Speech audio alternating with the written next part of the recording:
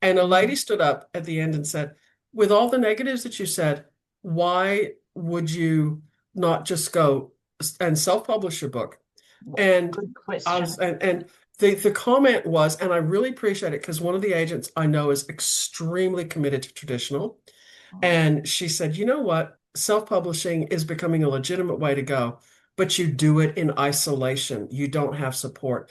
And I sat back and I went, that's just not true. Anybody can do it in isolation if that's the way they choose to do it. But if you mm, don't, you've got yeah. lots of resources.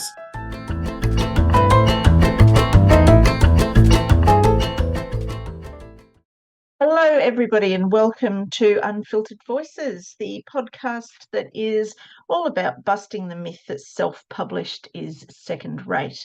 I'm Kelly Nissen. I'm an author coach and a self-published author, and I'll be talking to authors, illustrators, and other self-published industry professionals about their choices, their journeys, and everything in between. So stick around.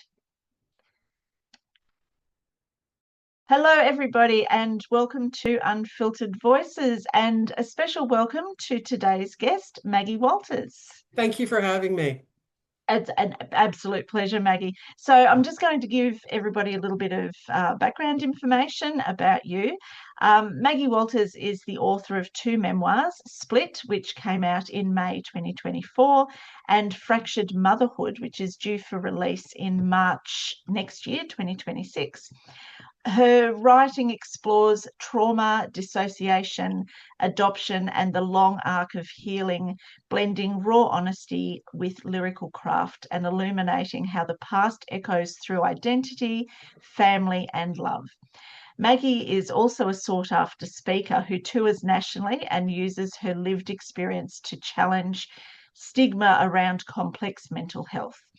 In both her writing and her speaking, Maggie uses the power of story to help people feel less alone in their experiences. So, Maggie, your first memoir, Split, has a longer subtitle, A Life Shared Living with Multiple Personality Disorder. Can you tell us a little bit more about your book, please? Well, it's exactly what the title said. It really wraps it up in a nutshell. But um, it's about how I came to terms with being MPD or DID as it's called today. I was diagnosed back in the dark ages when they called it MPD, multiple personality disorder. Mm, Um, and I suppose because my alters and I have always loved writing, and it's been a bit of a narrative therapy for us. mm, Um, the idea came about, and it just seemed like a natural extension. I had never thought that all my journals and all my writing would actually become a book, but I started getting involved with Byron Writers Festival up here in the Northern Rivers mm, and got into some good classes and made some great friends. And I went, you know what? This might have legs. I remember reading the first chapter. Of course, it got modified heaps to my writing group, and they were so supportive and so encouraging that I just had to do it. So it took about 2 years to write, but it really poured out of me. And I got my alters involved in the process. And that was what was really important because it wasn't just about me, it was about us as a team and as a system. And I went through all my different therapists and that I've had and stuff like that. So it's been great and it's opened a lot of doors for me and I've really appreciated that. fantastic. I love that you say that you wrote it with your alters, because Yeah. I know when I talk to fiction writers and when I write fiction myself, we're always saying the characters in our books are there with us at our shoulder, telling us and Yeah. directing us. Yeah. So Yeah. um, that would have been much the same for you It then. is. It's interesting because so there's a particular chapter called Working Girl, Mm, which is pretty intense. I have an alter called Writer, and basically they channel the little alters for me so that they can write their stories. So that chapter, Working Girl, is like 7 or 8 different perspectives from different alters on what they lived through. It's them speaking on the page. And it's important because it helps people to realize this isn't just an alter ego. This isn't just, some inner mm. child speaking. This is actually a fully formed identity. Just happens to live in my brain. Yeah, wow. I tell you what, if people haven't read your book already, just that little description there, that's straight to the top of the to be read list. And now your next book you've got coming out next Yes. year, Fractured Motherhood, slightly different angle. Can you give us a sneak peek? Yeah, I can. So one of my mentors, Lee Kaufman, she said, you need to write about your adoption. Yeah, Lee is just, I can't speak highly enough about Oh, Lee. She's pretty special. yeah. She's pretty bloody special. And she said, you need to write about your adoption story and what it was like parenting with mental health challenges. And the other kick on that is because they're three adopted kids from the Philippines. They come with their own issues and they've got their own challenges. So I guess the overarching question for Fractured is, I'm a product of intergenerational trauma. How is it that I've been able to raise three pretty ordinary kids? They're grown adults now, they're 18, 20, and 22. How is it that they're doing okay when my mother couldn't do that for me? So I really, instead of just looking at the abuse, I look a lot more at the mother-daughter relationship that we had, where she failed, where I was fearful, and then I weave that through with some research and telling our adoption stories. So in many ways, it's a lot lighter than Split because there's the Mm, joy of adopting our kids. But it still wrestles with that intergenerational trauma, the anxiety over motherhood that I think all mothers tend to feel, and they're not good enough. But then you throw on that for me the layers of adoption and mental health and doubting everything that I do because of my mental health. I'm very happy with it. It's off with my ARC readers now, so fingers crossed, everything stays on track now. yes, that's another must read, I think. And I think, as a mother myself, not having experienced anything like what you've experienced, just there's going to be something in there that I can resonate with. Well, it's that mother guilt thing, right? Yeah, 100%. Just those two books alone, you've really opened up and shared so much of yourself and your past and trauma and that sort of thing on the page. And I know that there are a lot of people who would really love to share their story, but they're reluctant to open themselves up in that way, or they're worried about judgment, or they're worried that nobody will be interested in what Yeah, they have to say yeah, because it's just my story. So what made you decide to share your story in Split, yeah. but then to go on with Fractured Motherhood? Um, I had to believe that the crap that I went through had to have a purpose, that Mm, it wasn't just there to weigh me down and be this burden on my shoulder. And I was like, how can I use this to heal, not just myself, but to help others? mm, So I think that was my impetus. And I've also got a really good inner support group where I've got some close friends that I share everything with. And I came out to with being multiple because I didn't tell anybody I was multiple in Australia for quite a long time. And mm. so to be able to come out to them, to feel supported and to feel nurtured and encouraged, um, made it a lot easier. But then when you start getting out there and promoting your book and you're selling it, people go, wow, I can relate to this. Mm. And you realize that your words actually can make a difference in someone's life and that Yes. they can be encouraged. I had a woman at a talk in the Blue Mountains, and at the Q&A time at the end, she stood up and she asked a question. She took a deep breath and she said, and the reason I'm asking this is because I'm multiple. In front of a group of 50 or 60 people, she said this. And I just wanted to give her a big hug because I Yeah. was so proud of her. We had a great conversation afterwards, and she was in a really good place with it all. I think people would be surprised if they don't think that their stuff is worthy enough to Mm, be shared. If they take the time to dig in and find what their purpose is and the reason behind why they want to share what they want to share, mm. there will be someone who they can affect and who they Oh can yeah, challenge. 100%. And Yeah. there will be the judges as well, Oh, but yeah. they're I've not. been called psychotic. Oh, wow. Yeah. Yeah. Okay. So I suppose that's a sign that they've read your book. Maybe. I don't Actually, know. no, they hadn't. It was previous Ah, interactions, and I think they were trying to justify because it was in a particularly difficult period of my life. And yeah. they came back 15, 20 years later. I think it gave them a sense of justification as to why they thought I was so screwed up. And I Yeah. just, Wow. I tell that story now because I'm going, those are the people that I need to get in front of and I need to change because they can't get to me anymore. You do need a certain amount of strength and resilience, I think, don't you, to Friends put will do that yourself for out there you. like that. Yeah, Yeah. yeah, yeah, Yeah. Surround yourself with friends and supporters. absolutely. And End a of good story. therapist if you need it. Yes, yes, absolutely.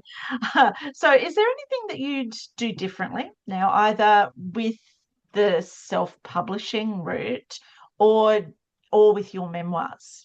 Ironically, I think I've learned quite a bit from my second book, Fractured, Mm, in that I started bouncing off several different editors, and hmm. I realized at the end I have lots of self-doubts, and I think a lot of authors do. We just kind of go, Yes. "Who?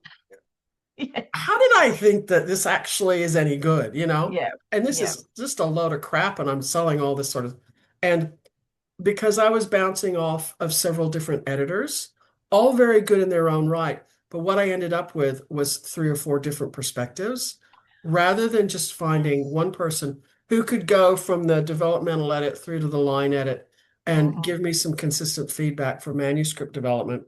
And it made me doubt myself. I've struggled with that. I actually went and did a complete restructure of the middle section of Mm, Fractured, and it was good, it was valuable. And I had wanted to do it, but I didn't believe I could do it. right. But Yeah. you start getting these voices in your head. What would I do differently with the self-publishing process? Um, wow. I think you need a mentor.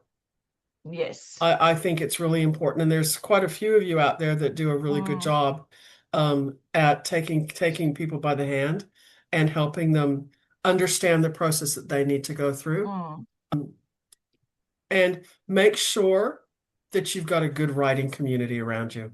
We write in isolation so much anyway, and I have mm, found that getting back into ensuring that I always get feedback from my writing group on what I'm doing really yeah. helps me out a lot.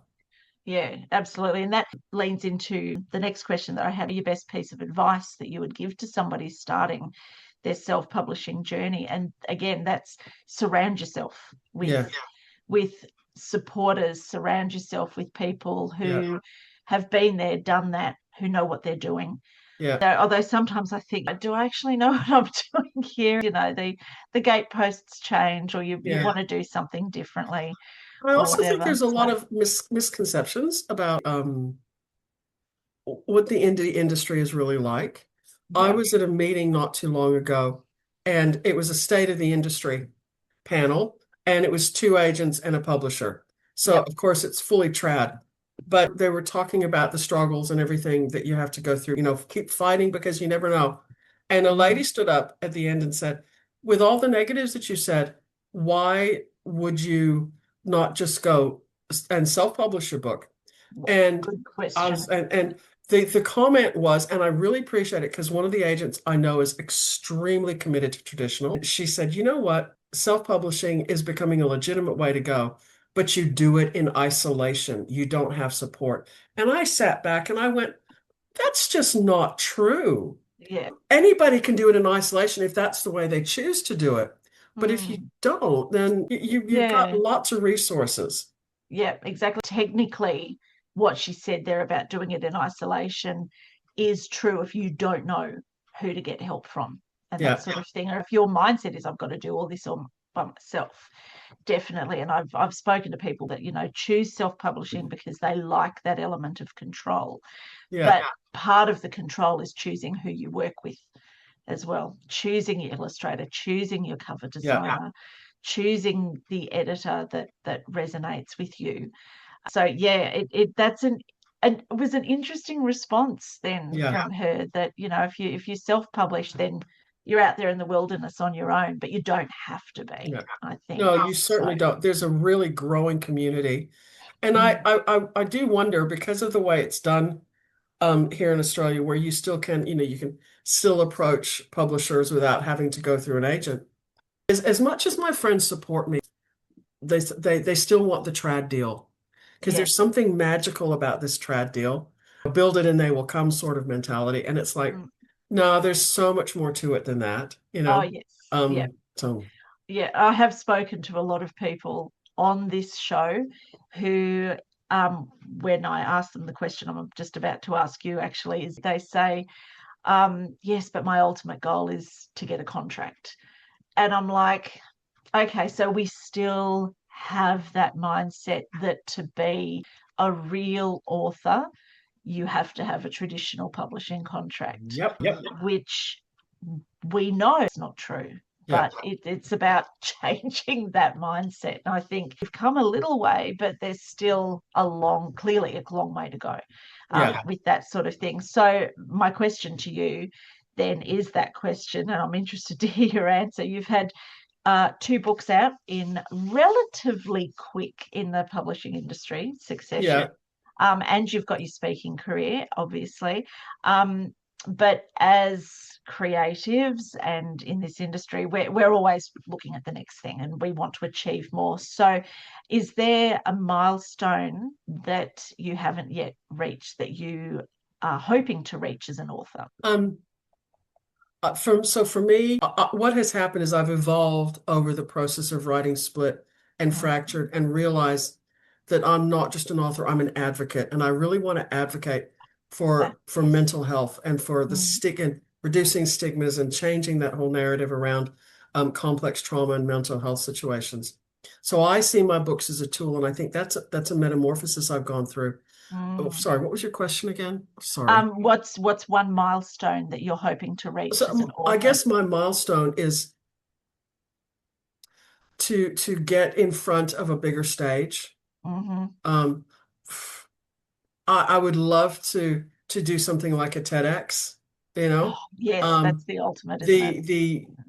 the ladder you have to climb to get approved for TEDx Oh, is it's probably massive. more than I can actually emotionally and time-wise invest in at this point in time. Mm, Um, I'm just trying to build on the little things that I've done. I've actually got an opportunity in 2027. There's a Southeast Asia Regional Conference for Trauma and Dissociation that's happening, and I've wow. been invited to participate in that. That's going to be a room full of several hundred psychs. Yes. And I'll be going, take my book, please, Yep. And take you've both of you've them. you've actually been invited to Yes, participate, I've asked to participate. which I think that in itself is a milestone Yeah, achievement yeah, because often you're putting in a submission and you're saying, yeah, please, but the fact that you've been sought out and invited to yeah. participate I is mean, huge. that's a huge one. But Mm, there's lots of little things, and that's where I suppose, yeah, just having conversations, like I'm sitting down and having coffee with someone in a few weeks because they're really frustrated about their indie journey and they don't know where to go. And so they're buying me a coffee and I'm going to give them some ideas. yep. But then to be able to talk to people every time I go to a library or have an ability to do a talk, there's always someone who their eyes have been opened. They don't feel so self-conscious about who they are. Mm, Those little milestones, those are what keep driving me going, yes. even if it's just one person, Split has made a difference. When I published Split, I probably got a dozen or two Mm, emails from mothers who were terrified to be honest about their mental health challenges because they were scared what social services were going to do with their kids. So to speak into that with Fractured really helped me. So those are my sorts of milestones and pivot points and things that are really important to me. yeah, yeah, absolutely. And, celebrate that if you've made a difference to one person, well, that's huge. And it's a great feeling, isn't it? To know that you've just helped somebody in that way. Yeah. So let's move on to marketing now, which is the start of the pain point. It is very difficult for self-published authors to get traction, to get into bookshops, to get into libraries, competitions, awards, Yeah. distribution is tricky. We're not going to beat around the bush there. It's No. hard work as a self-published author. So I'd love to know what your thinking is about the whole marketing game, and perhaps if you've got any tips as well. Persistence is my biggest tip, just Yes. persistent. I was really fortunate. that I had a little bit of extra money with Split, and I was able to hire a publicist for, I think, 8 weeks. She got me on the project, Mm. and that helped with Oh, a lot. Yeah, yeah, I was on the project. You can go to my link tree, and it mm. still links to it, the whole interview. We had so much fun. Yeah, it was great. So I was fortunate to be able to do that, but now I can build on that because Mm. I've got connections now. There is, and whether it's trad or indie, there is this thought that, well, if I build it, they will come. Yes. And in the trad industry, you've got to be a Jane Harper or an Ashley Collagen Blunt or something like that to get any money behind you, Mm. to actually do any marketing. But even then, you might get the money, but you still have to do it. Yes. It's not like they're going to necessarily do it for you. You've got to figure out what your purpose is with your book. Mm. And once you know what your purpose is, you got to follow that with your nose. And you've got to do research. You've got to be willing to get out there and ask the questions. I did a bunch of research and I've gone out and I've done marketing letters, and this would be a couple thousand people to an international psychology group that Mm. specializes in, dissociation. Mm. They put their membership online so potential clients can find them. I went through manually and I just got all those emails. I've now emailed all of them. My sales were, I don't do huge sales, but I do pretty consistent sales. I'm Mm. now doing follow-up letters to all of Yep. them. I set aside 30 to 45 minutes every morning to do Mm. marketing, and then I can forget about it. Yep. I make sure I know what I want to accomplish. This morning, I wanted to get 20 of my follow-up letters done. I did Mm. that. When we get done, I'll go back and I need to work on my marketing plan for 2026. Mm. Um, I'm probably going to get slapped by a few people for this, but I'm going to say it. I think that ChatGPT for being an admin assistant Hmm. is a really good tool. Yep. It's given me a schedule for 12 months of what I need to do for a marketing plan. Now I've had to play with it and I've had to work with it. This is the free version of ChatGPT. Mm. I Oh, won't okay. invest in anything, Yep. because I don't believe in AI for the creative process, but for the admin process, it's given me the Mm. schedule. It's given me, how to reach out. And I think it's a really good tool for that. And you just start taking it off in bite-sized chunks. And that's probably the biggest deal is Mm. boiling it down to bite-sized chunks that you can Mm. manage. And nobody can do it all. We've all just got to do what we can as we can. I'm very fortunate that this is my full-time job. There Mm. are other people who they're, clicking on the computer at midnight because this is their passion. So for them to find that time is probably going to be a lot harder, but just slow and persistent and they'll get there, Mm. if that And helps. small steps, Yeah, like you just yeah, said, yeah, small chunks, because yeah. when you And to said, believe in what they do. I can remember the first time I sent out a marketing email to a psychologist. I sat there and I stared at this thing on the screen and I went, what gives me the audacity to think that a psychologist is going to want to read this book? And I mm. hit send and I went, oh crap, the world is going to hate me now. And you know what? I've had one come back to me and say, please take me off your mailing list. Mhm. Others have come back and said, I bought it, thank you. Others have said, I don't want to get involved in this, but nothing's been horrible. And now I just do send, send, send, send, send, because like, the more I get out, the better the response is going to be. Yeah, and I think by nature, particularly creatives, we don't like pushing ourselves forward. We don't like, being salesy and that sort of thing. But I think the reality is, if you're not going to put yourself out there, and if you're not going to be salesy, then, 2, 10, whatever years time, you're still going to have a back shed full of books Yeah, that you yeah, need to sell, and that sort of thing. Your point there about using AI, a lot of the time it's like, oh, it's evil and that sort of thing, but using it purposefully like that to yeah. save you some time So and much get some time. ideas and that sort of thing, there is room for good use of Yes. AI. Yes, and absolutely. ethical use of AI Yes. as well. Sorry, you were going to say something. I've forgotten what it was. Your Oh, you'll question was come back much to more it. interesting.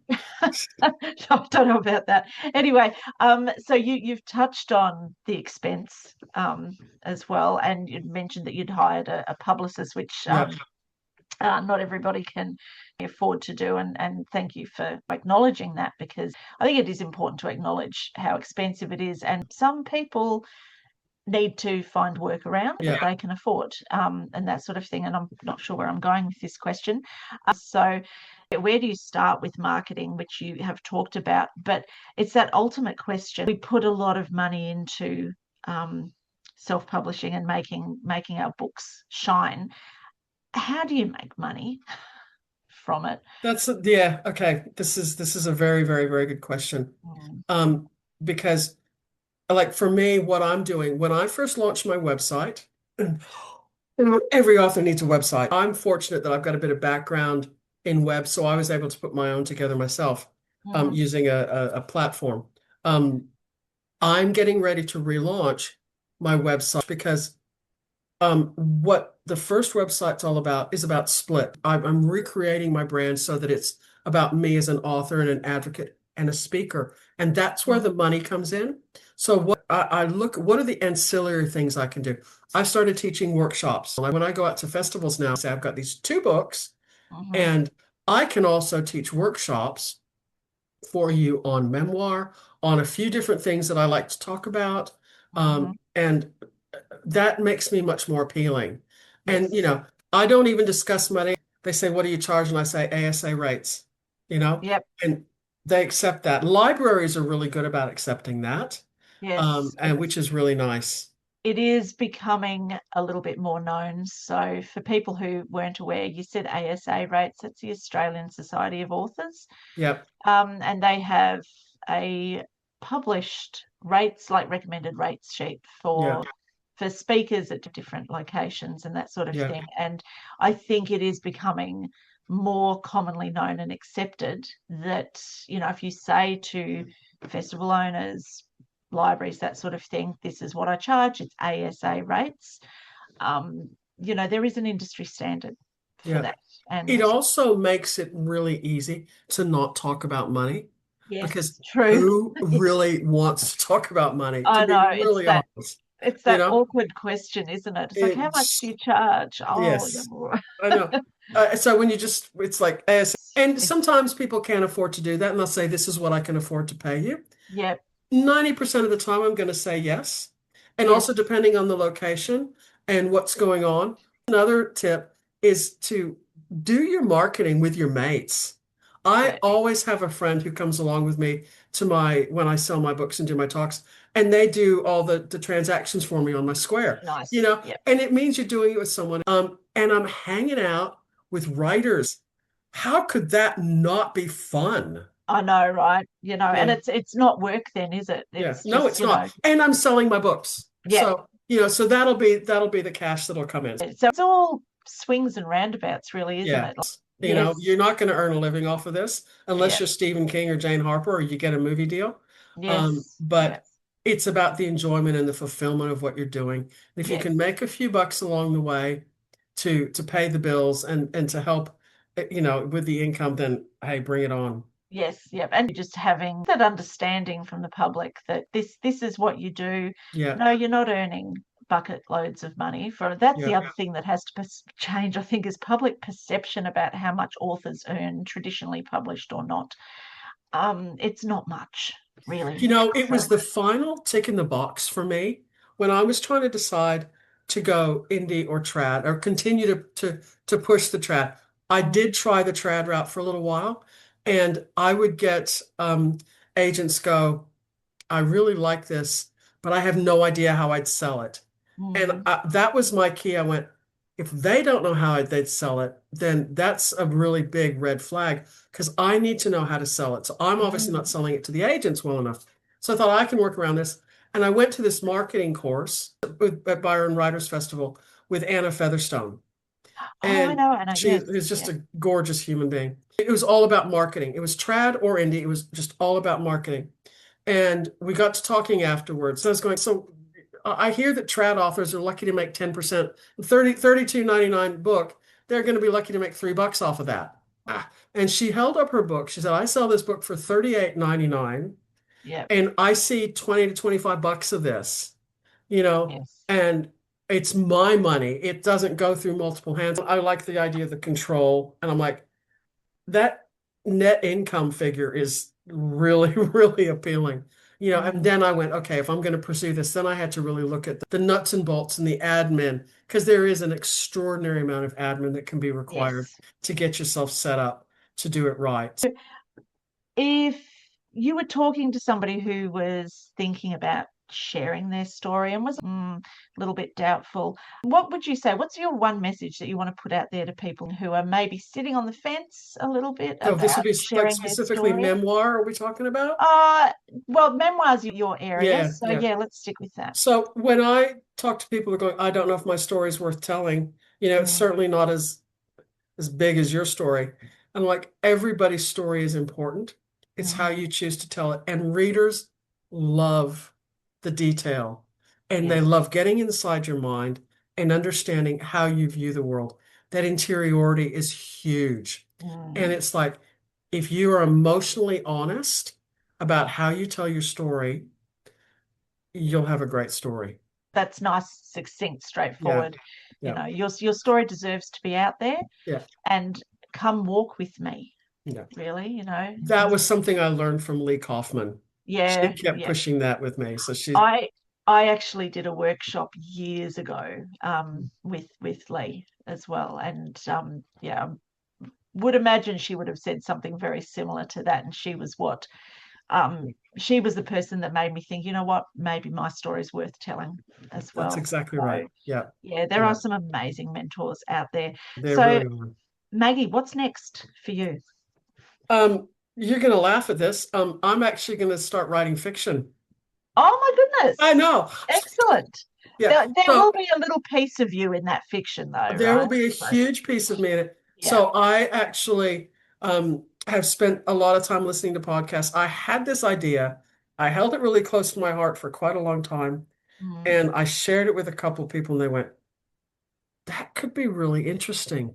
So it's the idea of accidental superhero meets psychological crime thriller.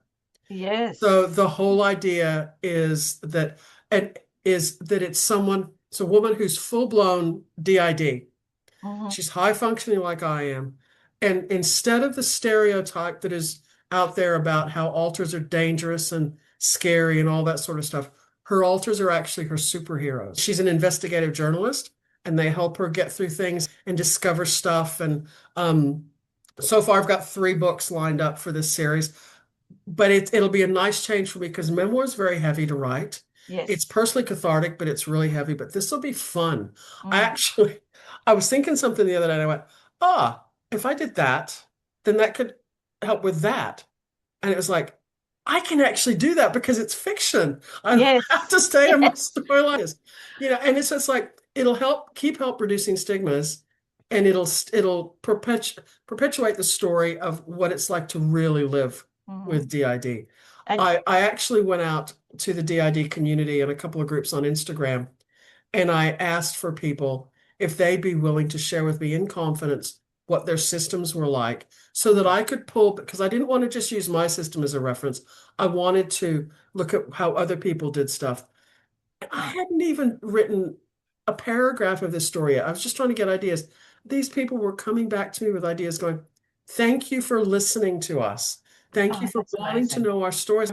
I'm writing fiction, and it's still having an effect on people's lives, which Yeah. is just I fabulous. think you're looking too at expanding your audience as Yeah. well, but still sticking to your brand and sticking to your message. Goal is But yeah, first draft middle of next year. that's a good goal to have, Yeah. actually. So, We'll it's see a how it huge goes, but hurdle. I have Yeah. to try. Yeah, absolutely, you do. So Maggie, this has been wonderful having a chat with you about everything that you do, and there's been some wonderful insights from you as well, Thank you. particularly around the marketing side of thing, and your perspective is so open and positive as Thank well. you.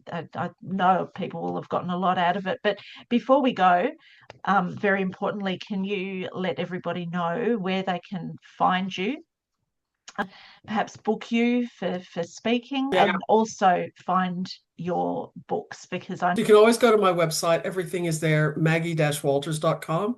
That's also got an email address to contact me. The website will be relaunching soon. I'm doing orders right now for Split, but pretty soon I'll be doing pre-orders for Fractured. With Fractured, 10% of my net profit is going to the orphanage that my kids come from. So that's just a really important big deal to me. yes. And I'm on Instagram, I'm on Facebook, just look my name up. Facebook, there's a Maggie Walters author page and a Maggie Walters. It is my author page, but I don't pay it the attention it deserves.